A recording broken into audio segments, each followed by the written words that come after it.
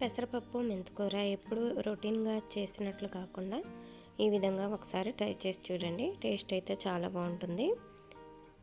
మరి పప్పుచారులాగా కాకుండా చింతపండు లేకుండా, చింతపండు పులుపు వేయకుండా చేశానండి. ముందుగా అయితే పెసరపప్పు కడిగి నానబెట్టుకోవాలి. నానబెట్టుకున్న తర్వాత స్టవ్ ఆన్ చేసుకొని ఒక బాండ్లీ పెట్టుకోవాలి. దీనిలోకి 2 స్పూన్లు నూనె అయితే వేసుకుంటున్నాను తాలింపు కోసం. ఈ నూనె వేడిన తర్వాత 1/2 స్పూన్ ఆవాలు వేసుకోవాలి. ఆవాలు చిటపటలాడిన తర్వాత 1/2 స్పూన్ జీలకర్ర వేసుకోవాలి. దీనిలోకి కట్ చేసి పెట్టుకున్న 3 ఎండుమిర్చి, 5-6 వెల్లుల్లి రెబ్బలు దంచినవి వేసుకోవాలి. ఇవి వేసుకున్న తర్వాత కడిగి పెట్టుకున్న 2 రెమ్మల కరివేపాకు కూడా వేసుకొని వేయించుకోవాలి. నేను తాలింపులోకి ఇంగువ కూడా యాడ్ చేసుకుంటున్నానండి. ఇంగువ ఇష్టం లేని వాళ్ళైతే స్కిప్ చేసేయచ్చు. నేనైతే యాడ్ చేసుకుంటున్నాను. ఇంగువ వేసుకున్న తర్వాత మరొకసారి తాలింపు మొత్తాన్ని కలుపుకోవాలి. ఇప్పుడు దీనిలోకి కడిగి కట్ చేసి పెట్టుకున్న 2 పచ్చిమిర్చి వేసుకుంటున్నాను. ఒక 1/2 బద్ద ఉల్లిపాయ ముక్కలు కూడా వేసుకుంటున్నాను. ఉల్లిపాయ ముక్కలు కూడా ఆప్షనలేనండి. పచ్చిమిర్చి మీరు తినేదాన్ని బట్టి అయితే వేసుకోండి.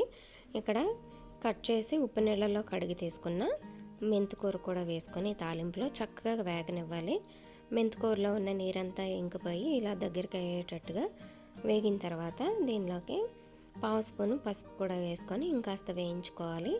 ఈ విధంగా మొత్తం ఆకులో ఉన్న నీరంతా ఎగిరిపోయిన తర్వాత నానబెట్టి పెట్టుకున్న పెసరపప్పును కూడా ఈ తాలింపులోకి వేసేసుకొని మరొకసారి అంతా కూడా కలుపుకొని మూత పెట్టుకొని కాస్త మగ్గనివ్వాలి. పెసరపప్పుని చూడండి ఈ విధంగా మగ్గిన తర్వాత ఒకసారి తిప్పుకొని బాగా పండిన టమాటాలు 2 ముక్కలుగా కట్ చేసి వేసుకోవాలి. దీనిలోకి రుచికి సరిపడా సాల్ట్ కూడా వేసుకొని అంతా కలుపుకొని మూత పెట్టి ఇంకాస్త మగ్గనివ్వాలి.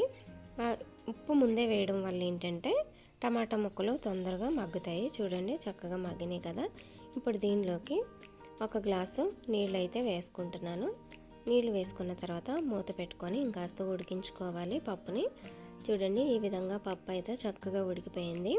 ఇప్పుడు దీనిలోకి ఫైనల్గా కొత్తిమీర అయితే వేసుకుంటున్నాను. కొత్తిమీర వేసుకోవడం అనేది కూడా ఆప్షనలేనండి.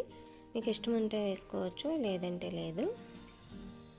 ఇప్పుడు లాస్ట్లో దీనిలోకి నేను ఒక 1/2 చెక్క నిమ్మరసం అయితే వేసుకున్నాను. స్టవ్ ఆఫ్ చేసేసుకొని వేసుకున్న తర్వాత చూడండి ఈ విధంగా కలిపి చూసుకోవాలి. పప్పు అయితే రెడీ అయిపోయిందండి. పెసరపప్పు మెంతికూర రెసిపీ అయితే రెడీ. సింపుల్గా ఎవరైనా చేసుకోవచ్చండి. ఇలా కూడా ఒకసారి అయితే ట్రై చేసి చూడండి. ఇక్కడ చింతపండు రసం ప్లేస్లో నేను నిమ్మరసం వేసుకున్నాను. వీడియో నచ్చితే లైక్ చేయండి, షేర్ చేయండి, నా ఛానల్కి సబ్స్క్రైబ్ చేయండి. Thanks for watching.